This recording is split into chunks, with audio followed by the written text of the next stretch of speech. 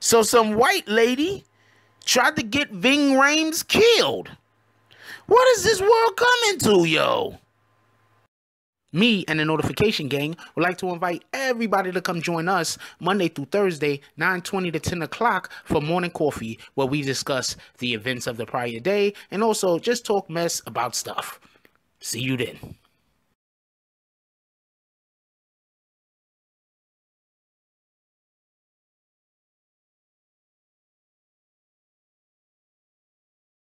BBN, Jack Frost. What's up, party people? First thing I'm going to do is give a shout out to Miss Mahogany from our community for bringing this to my attention. That's the first thing I want to do.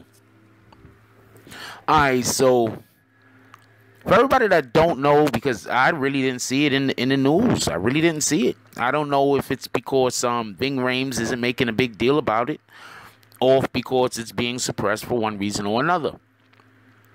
But the other day, Ving Rhames was in his house minding his business, and what seemed to happen was the police was called on him. Why, you ask? Because a neighbor decided to call the police and say that there was a large black man breaking into a house. So the police showed up. Now, when Ving Rhames answered the door, he's in his boxers, and he says that as soon as he opened the door, there was a red dot from a Glock pointed at his head. Now, this is messed up for more than one reason. The first reason is I don't understand why the police already had their weapons pulled. I don't understand that. But the officer didn't fire. One of the officers actually recognized Ving Rhames, not for being an actor, as much as both of their sons were part of a sports league. So he'd seen them before. So he recognized them off the rip. Let's say that officer wasn't there and the other two guys and whoever showed up don't watch movies. What then? What happens? Seriously, what happens? Ving Rhames is a big dude.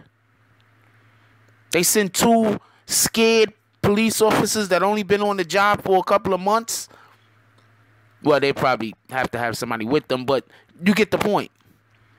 They send somebody that don't have the wherewithal to really find out what's going on. And because of their own fear or because of their own incompetence, fire and kill Ving Rhames. What then? After Ving Rhames and the police have their little talk, they go across the street, they talk to the lady. The lady denies saying that she called them a big black man. I don't think she denied making the phone call. She didn't deny saying someone was breaking into the house. She denied saying that it was a big black man. That's the information that it seems that I was able to turn up. So you're trying to tell me Ving Rhames lived across the street from you for who knows how many years, and you see him and still decide to call the police on him? The government, I'm not even going to say the government, individual precincts and states and cities need to start doing something about this. I'm telling you, what's going to happen is the police is going to show up and really through no fault of their own. Look, the police is supposed to show up and do their job. If they show up and do their job appropriately, nobody's going to get shot for no reason. Let's just get that clear. But when you have somebody call you on the phone and say that there's somebody, imagine if she would have said that she saw a gun. Ving Rhames came to the freaking the door with a remote control in his hand, or like a hot dog or some shit. Imagine what would happen. Just imagine. Imagine if he would have came to the door, he was working on some movie and he had a prop gun in his hand. Imagine what would have happened. He had a prop knife in his hand. This is what people have to go through in America because we have a certain set of people who decide they want to use the police as a weapon against black people. And until there's some kind of law put in place, this is going to continue to happen. And I'm telling you now, the police at some point is going to get called on some poor, unsuspecting black person for little to absolutely no reason. It's going to be like, I saw him spit on the curb or some stupid shit. The police are going to show up. The police are going to show out. And that person that called the police is going to be held accountable. And then the bullshit is going to stop. Because it's not going to stop until then. It's not going to stop until these people that's calling the police over nothing. Not because somebody dies. Because I'm pretty sure if a black person dies, the people that's calling the police over nothing, pretty sure they don't give a fuck. Let's just be clear on that. I'm pretty sure they don't care. But when they see that there could be consequences, and if the wrong thing happens, they can be held liable for somebody else's death, then people will start caring. So you either got to put a law in place, or there has to be precedent set. Because if precedence is, if there's no, it doesn't need to be a law in place if precedence is set. If that makes any sense. If something goes to court and a ruling is made that individual died because that other individual called the police unnecessarily. The police showed up, and due to the information that they were given from the caller, thought that there was a bigger threat than there actually was. And the police acted what they thought was according to what the threat is that they thought was actually in progress, and kill somebody. They're going to hold that caller responsible. You better believe it. The police is not going to take this L. No police in no city or state, no sheriff in no city or state is going to take this L. It's not going to happen. Because you know it's going to be all over everything. All over CNN, all over Fox News. Fox News might not. Fox News is going to protect the police. So Fox News is going to probably also kill whoever that is. Not literally, obviously. I mean, in the media. Whoever that is that called the police. Fox News is going to kill him. So this is what's going on in America. And until somebody is held liable, this is what's going to keep going on. I did a story a while back about a father who got into a disagreement with his son.